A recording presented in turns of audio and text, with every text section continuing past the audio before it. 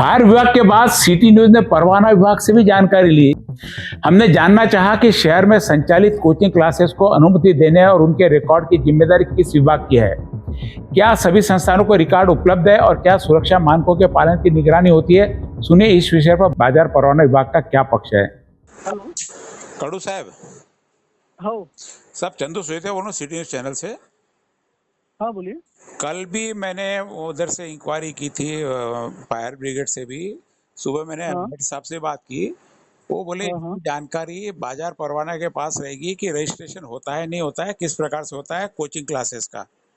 अच्छा हाँ हाँ। मुझे कैसे जानकारी आपसे उपलब्ध हो सकती है कि कोचिंग क्लासेस का कैसे ऑडिट करते हैं आप और कैसे उनको नहीं, ऑडिट नहीं, हमारा परवाना रहता है। ऑडिट तो फायर वाले करते हैं। नहीं, आपके पास उसकी ऑडिट की रिपोर्ट आती है, उसके बाद ही परमिशन देते ना। हाँ ना, तो वो अभी मैंने फोन किया, वो चौहान को बताया, पूछा है मैंने भी, माहिती निकाल रहा है देता आपको। आपके पास क्या जानकारी है? अभी तक के मैंने मेरे जब से मैं यहाँ पे आऊँ मैंने अभी तक किसी को परमिशन दिया नहीं है। कोचिंग इससे पहले किसी होंगे तो देख लेता। आपके पास कितने टाइम से चार्ज है ये भी 3-4 महीने हो गया। 3-4 महीने। ऑडिट हर साल उससे पहले 10 साल से वही देख रहा था हर चौहान। साल ऑडिट होता है? हर साल ऑडिट होता है या नहीं होता है?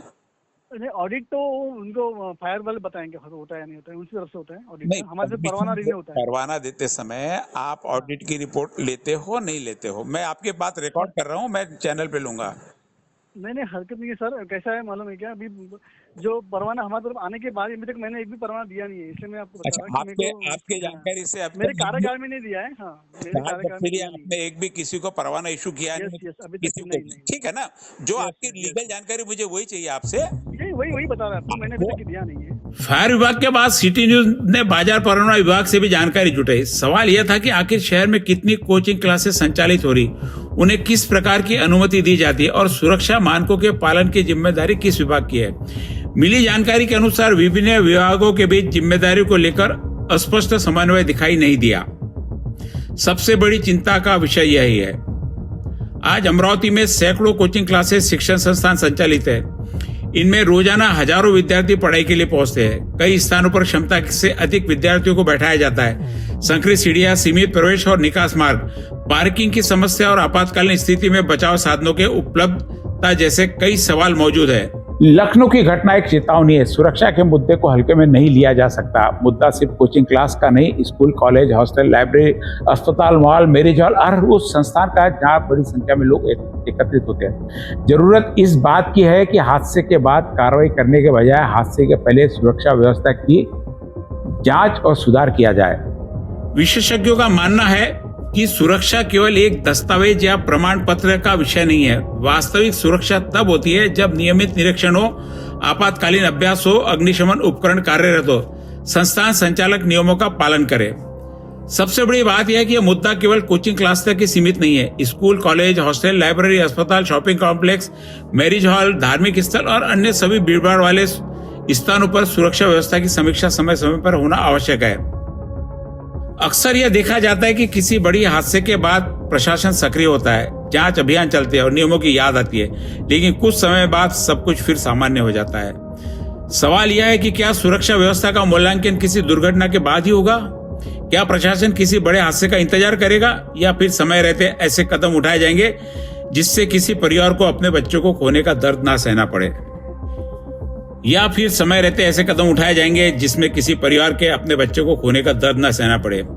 आज जरूरत है कि पूरे शहर में विशेष सुरक्षा फायर ऑडिट अभियान चलाया जाए। ऐसे सभी भीड़भाड़ वाले संस्थानों की जांच हो, कमियां दूर की जाए, नागरिकों को भी सुरक्षा संबंधित जानकारी उपलब्ध कराई जाए, क्योंकि शिक्षा का मंदिर तभी सुरक्षित है जब उसमें पढ़ने वाले बच्चे सुरक्षित हो।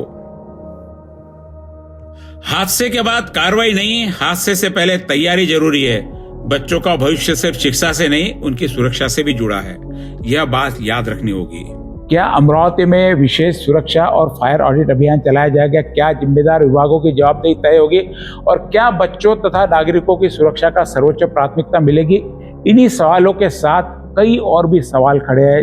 हमने महापौर से भी संपर्क किया, कई नगर सेवकों से भी संपर्क किया। सबने कहा कि इसकी जानकारी नहीं है और अमरावती में ऑडिट होता नहीं है। एक बहुत महत्वपूर्ण जानकारी सामने है कि फायर विभाग कोचिंग क्लासेस का ऑडिट 3 साल से नहीं कर रहा, ऐसी हमारे पास अनधिकृत जानकारी है। क्योंकि 3 साल पहले जब इन्होंने ऑडिट की बात की थी तो सारे कोचिंग क्लासेस वाले मिलकर एक स्थानीय आमदार के पास गए थे। स्थानीय आमदार ने उन्होंने कहा था कि पहले सरकारी बिल्डिंग का ऑडिट करा, उसके बाद में कोचिंग क्लासेस का ऑडिट करना।